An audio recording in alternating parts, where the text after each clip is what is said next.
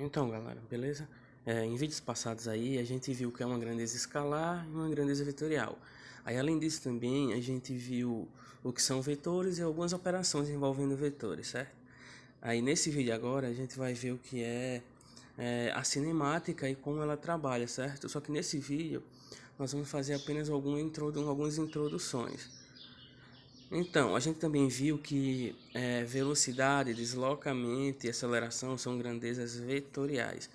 Ou seja, para a gente caracterizar essas três grandezas que eu acabei de falar, a gente tem que levar em conta módulo, direção e sentido, ok? Só que o que acontece? Como a gente agora vai estudar cinemática, aí a cinemática a gente pode dividir ela em duas partes. Uma que a gente chama de cinemática escalar e outra que a gente chama de cinemática vetorial. Na cinemática escalar, a gente vai ver que a gente pode tratar, só que de forma particular, deslocamento, velocidade e aceleração como grandezas escalares. Só que lembrando, como a gente já viu, essas três grandezas são grandezas vetoriais.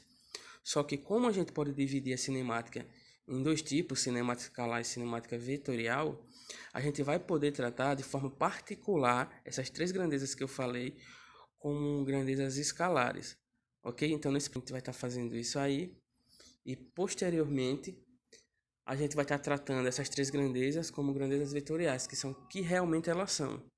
Só que nesse primeiro momento a gente vai fazer isso, beleza? Então, de início a gente vai fazer apenas uma pequena introdução sobre alguns conceitos que são importantes. E depois, no próximo vídeo, a gente realmente vai começar a trabalhar com essas grandezas, beleza? Então, vamos lá. Começando por esses dois primeiros conceitos aqui, que é o conceito de ponto material e o conceito de referencial. O que seria o ponto material? O ponto material é a forma como a gente pode estudar um movimento de um corpo, onde a gente pode considerar esse corpo como um ponto ou uma partícula. Ou seja, a gente pode desprezar as dimensões desse corpo, certo? Só que como é que a gente vai fazer para saber quando a gente pode desprezar as dimensões desse corpo?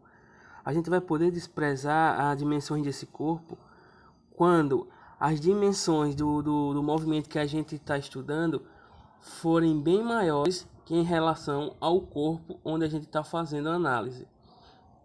Como assim? Então vamos lá, um exemplo aqui. Supondo que eu esteja estudando o deslocamento de um carro entre duas cidades, certo? Onde a distância entre essas duas cidades é uma distância de 80 quilômetros, certo? Então, nesse caso, eu posso tratar esse carro como um ponto material ou uma partícula, ou seja, eu posso desprezar as dimensões desse carro. Por quê?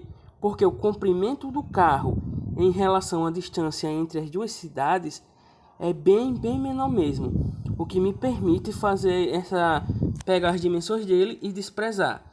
Lembrando, só porque a distância entre as cidades ela é bem maior que as dimensões do carro. Só nesse caso que eu posso desprezar essas dimensões do carro. Por isso, certo? Já no caso da análise do movimento entre um carro e um caminhão, eu não posso tratar nem o carro nem o caminhão como um ponto material, porque as dimensões tanto do carro como do caminhão não são tão grandes uma em relação à outra, certo? Então, é mais ou menos isso aqui, o conceito de ponto material. Já o conceito de referencial, a gente pode definir ele como sendo um corpo ou um conjunto de corpos em relação ao qual são definidas as posições de outros corpos. Por que isso é importante no estudo dos movimentos? Isso é importante porque diariamente, quando a gente quer saber onde alguma coisa se encontra, a gente sempre dá a posição desse corpo em relação a um outro corpo. Como assim? Supondo que a gente queira saber onde fica determinada loja. E uma pessoa, para descrever onde essa loja fica, ela diz que essa loja fica próxima a uma farmácia, certo? Então, nesse caso, o referencial da gente é a farmácia. Ou seja, a posição de um corpo ela vai ser sempre dada em relação a um outro corpo, onde esse corpo é o que a gente chama de referencial. Beleza? Então, normalmente também, quando a gente está trabalhando assim, usando referencial, é sempre conveniente a gente associar a esse referencial um sistema de plano cartesiano, certo? Onde a gente vai poder, através desse plano cartesiano, dar com grande precisão a posição de outro corpo. onde essa posição vai ser dada em relação ao referencial que a gente está tomando, certo? Onde as posições, tanto no eixo X como no eixo Y, vão ficar bem estabelecidas por conta dos valores numéricos e da unidade de comprimento que a gente vai estar usando. Então, um exemplo bem simples aí que a gente pode dar aí do que eu acabei de falar é que é o seguinte. Supondo aí que a gente tem um quadro e esse quadro está suspenso na parede, certo? Aí nesse quadro tem uma formiga, onde se a gente quiser encontrar a posição dessa formiga em relação ao quadro, a primeira coisa que a gente tem que fazer é atribuir a esse quadro um sistema de plano cartesiano, certo? Onde através desse plano cartesiano que a gente atribuiu ao quadro, a gente vai ser possível encontrar a posição da formiga em relação ao quadro, onde a gente vai ter uma posição bem estabelecida em relação a x e uma outra posição bem estabelecida em relação a y. Aí a partir dessas duas posições, uma em relação a x e outra em relação a y, a gente vai poder conseguir encontrar com grande precisão a posição que a formiga se encontra em relação ao quadro. Pronto, eu estou deixando esse esqueminha aqui dessa imagem é mais ou menos o que eu estou falando. Então, continuando aqui ainda com alguns conceitos que a gente tem que entender para a gente ter uma melhor performance aí quando a gente estiver estudando a cinemática escalar. Chegamos a esses dois conceitos aqui, certo? Que é o conceito de instante e o conceito de intervalo de tempo. Partindo aqui inicialmente de instante, a gente tem que fazer o seguinte questionamento para a gente entender o conceito por trás de instante, certo? Supondo aí que você esteja assistindo um jogo de futebol junto com seu amigo entre Flamengo e Fluminense, certo? Onde o Flamengo está ganhando inicialmente. Um tempo depois chega um outro amigo seu que não estava assistindo o jogo e faz o seguinte questionamento a você: a quantos minutos do primeiro tempo o Flamengo marcou o primeiro gol? Ok? Então, partindo disso, se a gente fizer uma análise do que ele acabou de perguntar, a gente vai ver que ele está solicitando a gente uma localização no tempo, onde essa localização no tempo vai nos dar em que tempo ocorreu determinado fenômeno, certo? Ou seja, em que momento, certo? E esse momento a gente vai denominar de instante, onde um instante a gente vai determinar ele através da letra T, a gente vai representar ele com a letra T, certo? Já para a gente entender aqui o conceito de intervalo de tempo, a gente também vai partir de uma pergunta que foi feita, só que nesse caso a pergunta que ele fez foi o seguinte: há quanto tempo a torcida do Flamengo precisou esperar desde a marcação do primeiro gol para que o time voltasse a marcar, ok? Ou seja, há quanto tempo do primeiro gol a torcida teve que esperar para que o time do Flamengo marcasse o segundo gol, certo?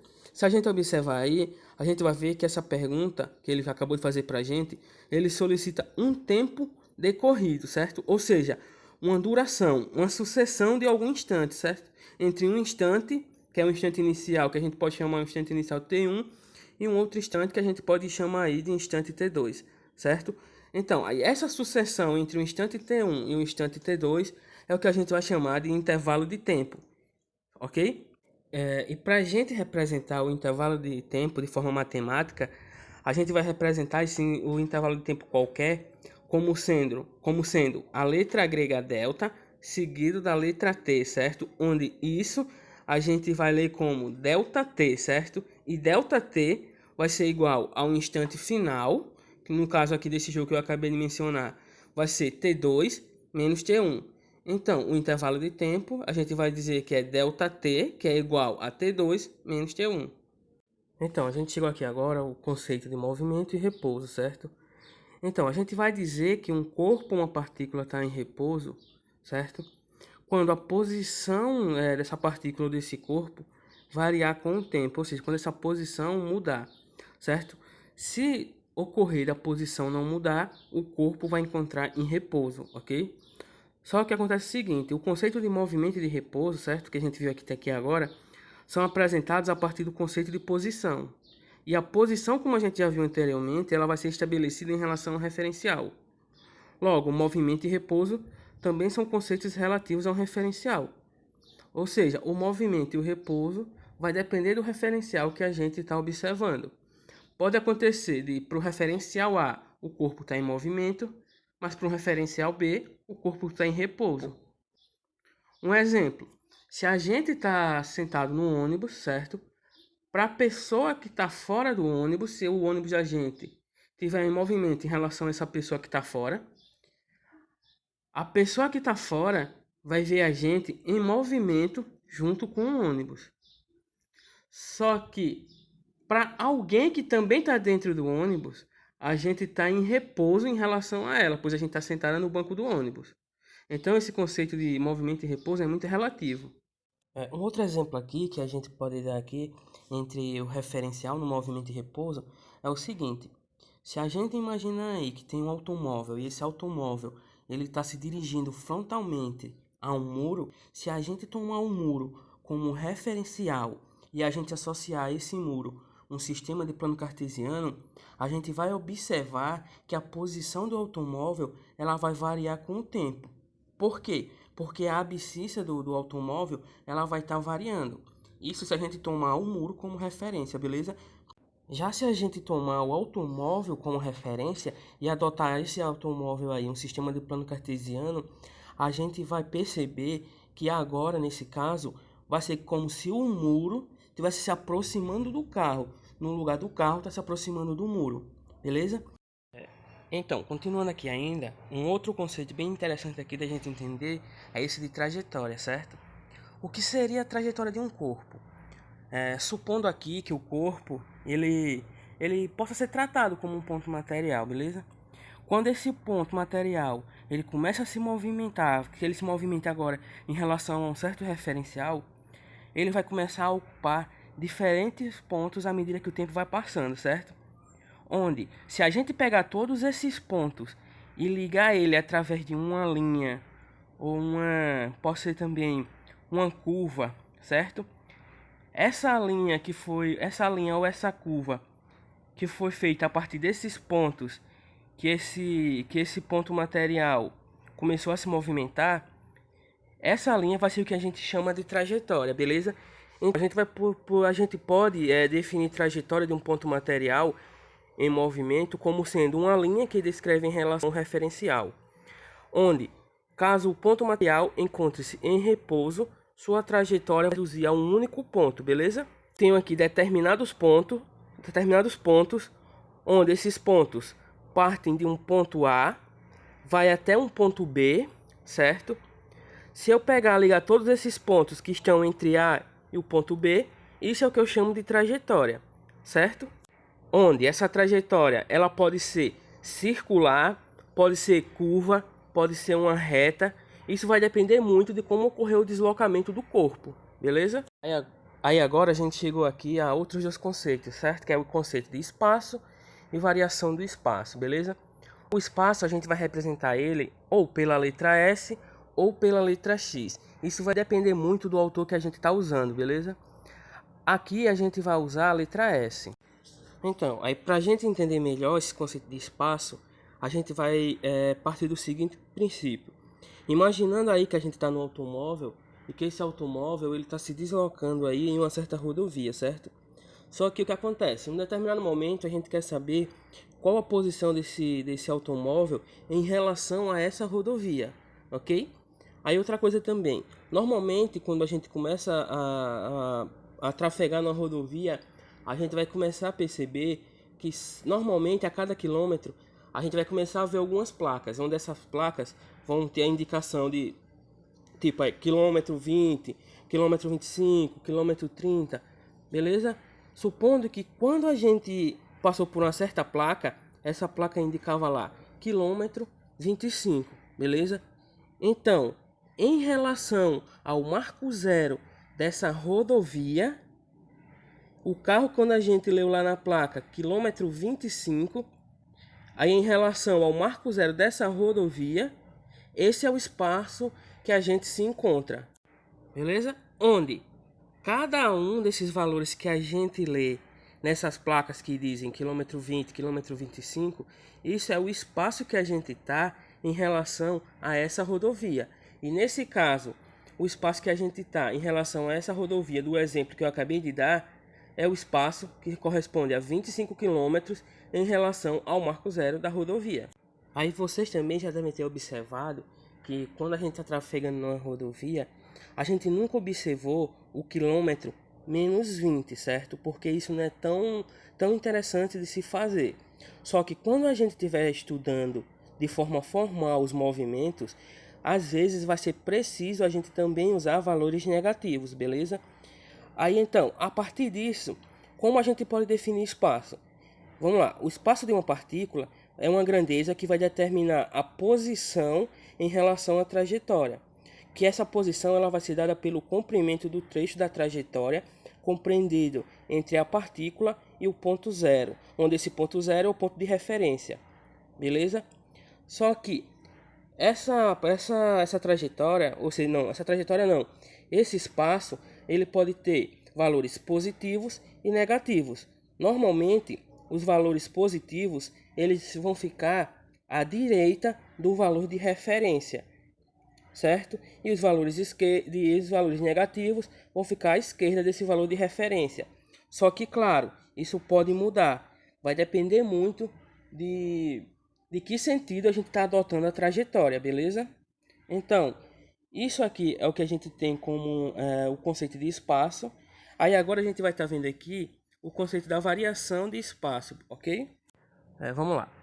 Já para simbolizar agora a variação do espaço, a gente vai usar a letra grega delta, seguido da letra S, onde a gente vai ler isso aí como delta S, beleza? E a variação do espaço, ela vai ser dada pela diferença entre o espaço final menos o espaço inicial, onde tanto o espaço como a variação do espaço, vão ser dadas em metros, ou isso normalmente, certo? Ou também eles podem ser dados em centímetro ou quilômetro. Beleza? E também quando o espaço final e o espaço inicial forem o mesmo, tiverem o mesmo valor, a gente vai ter que a variação do espaço ela vai ser igual a zero. E para finalizar, a gente chegou aqui agora ao conceito de distância percorrida, certo? A distância percorrida ela é uma grandeza que vai informar quanto a partícula percorreu entre dois instantes, certo? E essa distância percorrida ela vai ser sempre calculada em valor absoluto, onde nós podemos ter dois casos. No primeiro caso, a partícula ela vai sempre se deslocar em um mesmo sentido, beleza? E quando a gente tiver uma trajetória, que essa trajetória seja reta, beleza? A distância percorrida ela vai ser igual ao módulo da variação da variação do espaço. Já no segundo caso, é quando a partícula vai e inverte o movimento, ou seja, ela vai e volta. Nesse caso, a distância percorrida ela vai ser a ida e a volta somando, ou seja, se ela percorreu 10 metros e depois voltou 5 metros, a distância percorrida vai ser 15 metros. Aí no próximo vídeo aí eu vou estar começando a introduzir os conceitos de velocidade média e velocidade escala média, ok? E após esse vídeo, alguns exercícios envolvendo isso. Então, nesse vídeo aqui é só e até o próximo. Valeu!